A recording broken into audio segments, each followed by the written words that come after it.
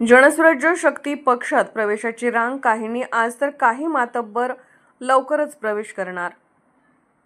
जनसुराज्य शक्ती पक्षात प्रवेश करण्यासाठी रांगा मिरज शहरातून जयश्रीताई कुरणे यांचा तर एरंडोली गावातून शेकडो कार्यकर्त्यांचा प्रवेश। समितदादा कदम यांच्या हस्ते प्रवेश संपन्न।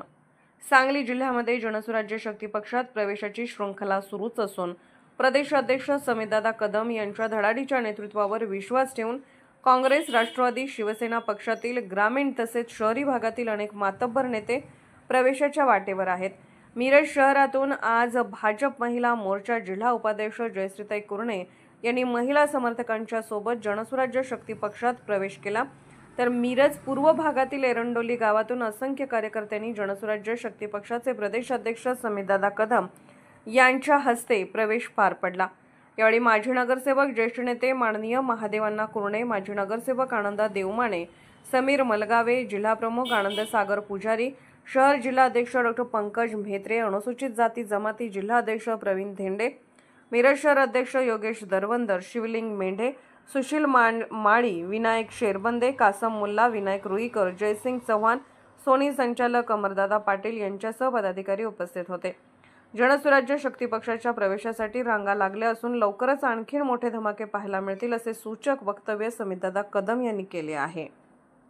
आज या ठिकाणी आणखीन एक माजी नगरसेविका आणि प्रभाग समिती सभापती आदरणीय जयश्रीताई कुरणे यांचा आज या ठिकाणी जनसुराज्य शक्ती पक्षामध्ये आज प्रवेश झाला।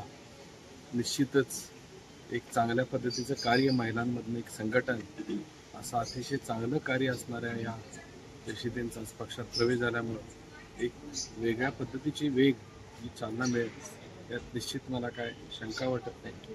त्याचबरोबर आमच्या या ठिकाणी अनिताताई कदम या ग्रामीण भागातनं ज्या आमच्या भगिनी आहेत त्या सातत्यानं कशा पद्धतीनं महिलांच्या माध्यमातून पक्ष संघटना मजबूत केली जाईल याचा प्रयत्न त्यांच्याकडनं सातत्यानं होत आहे।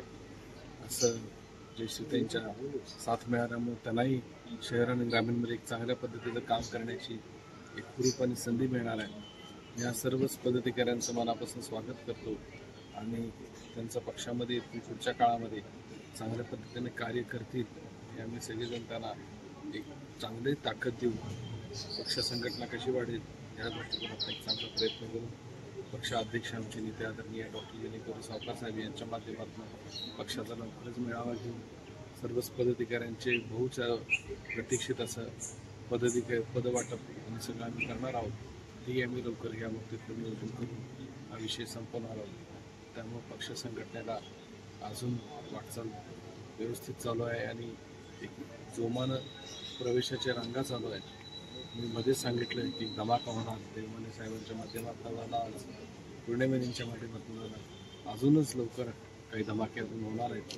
आपण सगळे बघा एक पक्ष संघटनेवर, महायुती सरकारवर विश्वास ठेवून अशा पद्धतीच्या कामामध्ये सगळ्यांनी पक्षात सहभागी झालेले आहेत आणि मला त्याबाबतीत मनापासून आनंद आहे। सर्वच पक्षाच्या प्रमुख नेत्यांनी पक्षावरती विश्वास ठेवून एक सर्व महादेवांसारखे ज्येष्ठ मार्गदर्शक अशा सर्व प्रमुख नेत्यांची चर्चा करून काही लोकांचा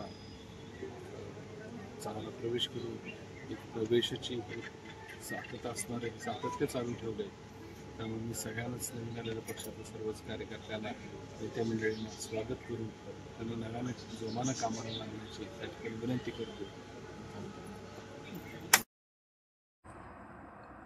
अर्धराज्य न्यूज चॅनलला लाईक करा, शेअर करा आणि सबस्क्राईब करा।